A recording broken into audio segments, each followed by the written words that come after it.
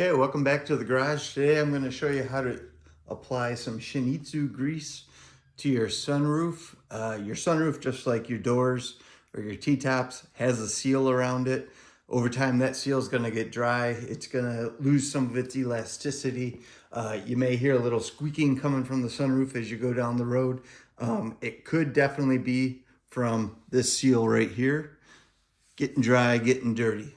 The first thing we're going to do today, you can see the seal's dirty from a New York winter. So what we're going to do is we're going to go ahead and clean it up first before we put the grease on there. We want to clean it and get any of that dirt off there. So that way, A, the grease has a nice clean surface to adhere to.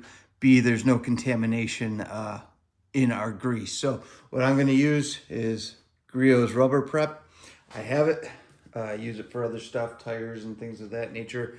So I'm going to use it here. You could just use water if you wanted to clean it up, but it's a product that I have and it's pretty good, so we're going to use it. So just go ahead, clean your seal well.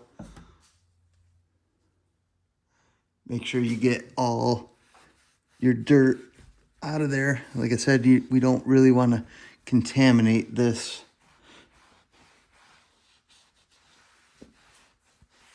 If we can avoid it.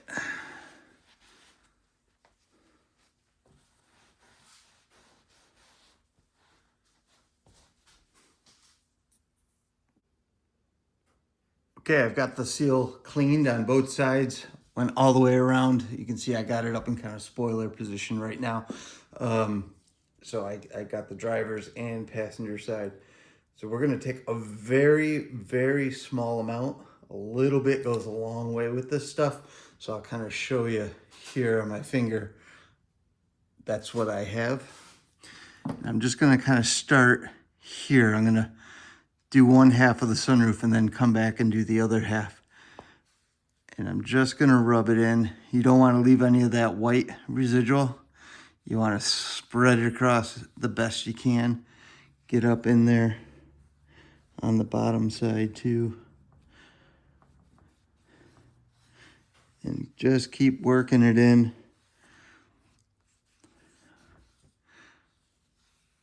Until you don't see that white residue anymore. So you can see that's gone.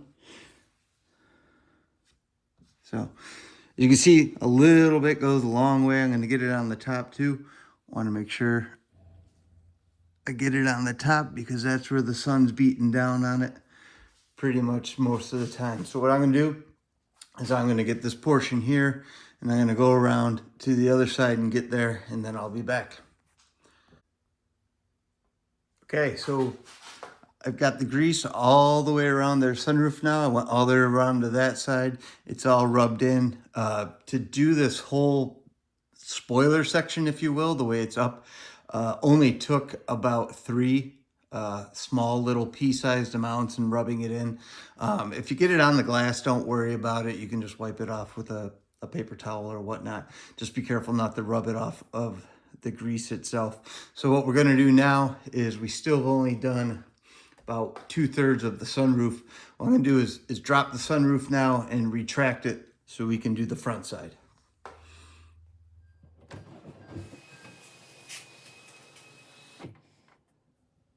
Okay, so now we have the sunroof open. I opened it up and then brought it back a little bit just so it's easier for me to access that front seal. So just like we did on the back side, we want to go ahead and clean up that seal and get it ready for the grease.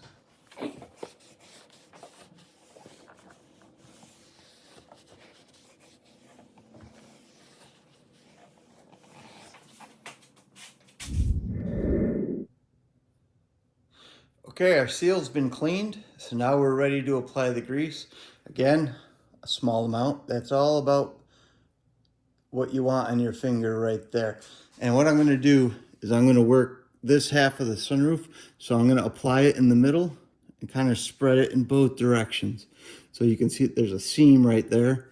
So that's as far as I'm gonna go. And I'm just gonna work it back and forth into the sunroof gasket. And just keep going. until it's gone. Again, you don't want to use too much. And then I'm just going to repeat for the other side. Okay, so the grease has been applied to both sides of the front section here. Now what I'm gonna do is I'm gonna let the sunroof sit like this for about 10 minutes. And the reason I'm gonna do that is give that gasket time to absorb that grease and lubricant into it, because what it's going to do is it's going to make it supple. It's actually going to plump up the seal a little bit and just give it a little bit more elasticity. So I don't want anything inhibiting the sunroof while it's kind of plumping back up. Give it a nice tighter seal when it does shut. And two, I don't want anything to wear off shutting it and have it hit the paint or something like that and wipe it off. So just going to let it sit for about 10 minutes and cure, if you will. And then I'm going to show you one more thing you should do before the job is done. Okay, so it's been about 10 minutes. The seal's had its time to absorb the grease into it. So now I have it back into spoiler mode. You can see the sunroof's up. So there's a small section right here inherent to the design. When it's in spoiler, I can't get my finger in there. When the sunroof's back, I can't get my fingers down in there to get this section here. So what I'm going to do is I just marked it with some painter's tape here. And what I'm going to do is put the sunroof back, and then we're just gonna rub a little bit on the paint right there, just enough that the seal, when it's closed, should be able to absorb it in. Just give it a little lubricity there. Keep any squeaks and annoying rattles from happening there.